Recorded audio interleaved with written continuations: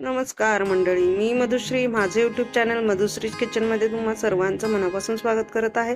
Hello family, hello friends, hello viewers. आज मी तुम्हाला दाखवणार आहे मटार घालून कोबीची भाजी. मटार घालून करणार असाल तर कोबी असाच चिरायचा, म्हणजे की बारीक आणि उभा चिरायचा.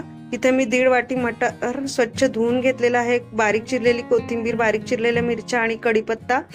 कोबीची भाजी मटार घालून करणार असाल तर कोबी असाच चिरायचा, उभा आणि एकदम बारीक बारीक. ह्याच्या आधी पण मी कोबीची भाजी दाखवलेली होती, ती मुगाची डाळ घालून केली होती. इथे कढई ठेवलेली आहे तापत. तिथे त्याच्यामध्ये 2 पळी तेल घातलेलं आहे. मोहरी घालूया 1 छोटा चमचा. मोहरी तडतडली आहे आपली. आता जिरं घालूया. जिरं तडतडलं की आता आपण त्याच्यामध्ये कढीपत्ता घालूयात, मिरच्या घालूयात. मिरचीचा तुम्ही ठेचा पण घालू शकता. मिरच्या बारीक चिरून घालण्याच्या ऐवजी तशी पण भाजी छान होते. हिंग घालूयात, हळद घालूयात. अर्धा चमचा घातलेला आहे हिंग, हळद. आता ह्याच्यामध्ये आपण थोडीशी कोथिंबीर घालून घेऊयात फोडणीमध्येच. आता आपण जो चिरलेला आहे कोबी तो घालूयात.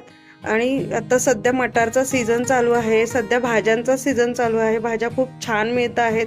मटार तर अक्षरशः 30-35 रुपये 40 रुपये किलोनी मिळतो आहे. म्हणून मग म्हणलं या सीझनमध्ये मी नेहमीच मटार घालूनच भाजी करते. आणि त्याच्यानंतर आपण आता मटार पण घातलेलं आहे. आता हे मी छान मिक्स करून घेते. मिक्स करून घेतलेलं आहे मी हे. आता ह्याच्यामध्ये आपण आता थोडंसं चवीप्रमाणे मीठ घालूयात. मी 2 चमचे मीठ घालणार आहे. तुम्ही तुमच्या चवीप्रमाणे मीठ घालू शकता. त्याच्यानंतर कोबी हा उग्र असतो, त्यामुळे आपल्याला अर्धा छोटा चमचा साखर घालायची आहे. त्याच्यामुळे बॅलन्स होतं भाजीला चवीचा.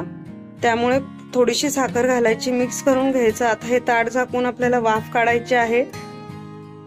हे बघा, ताट झाकलेलं आहे. ताटावरती आता आपण पाणी ठेवूयात, म्हणजे भाजी बुडायला लागणार नाही आणि छान वाफून निघते. ह्या कोबीच्या काही भाज्यामध्ये पाण्याचा अजिबात वापर करायचा नाही, फक्त तेलावरच परतायचं. त्यातलीच ही भाजी आहे कोबीची. हे बघा, मी ताट झाकल्यानंतर 2-4 वेळा मध्ये डाव दिला होता, म्हणजे हलवून घेतली होती भाजी. आपली भाजी झालेली आहे. आणि कोबीची ही भाजी नेहमी 80% शिजवायची, एकदम भरपूर. म्हणजे काही भाज्या आपण एकदम व्यवस्थित शिजवतो तशी शिजवायची नाही, कारण ही अशीच चांगली लागते. पूर्ण शिजवली की अशी लगदा होते आणि छान नाही लागत. आता आपली झालेली आहे भाजी. मी बाउलमध्ये काढून घेते.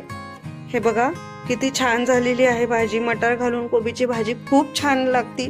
ज्यांना आवडत नाही ते सुद्धा आवडीने भाजी खातात. अशी एकदा नक्की ट्राय करून बघा. खूप सोपी आहे, खूप छान लागते चवीला.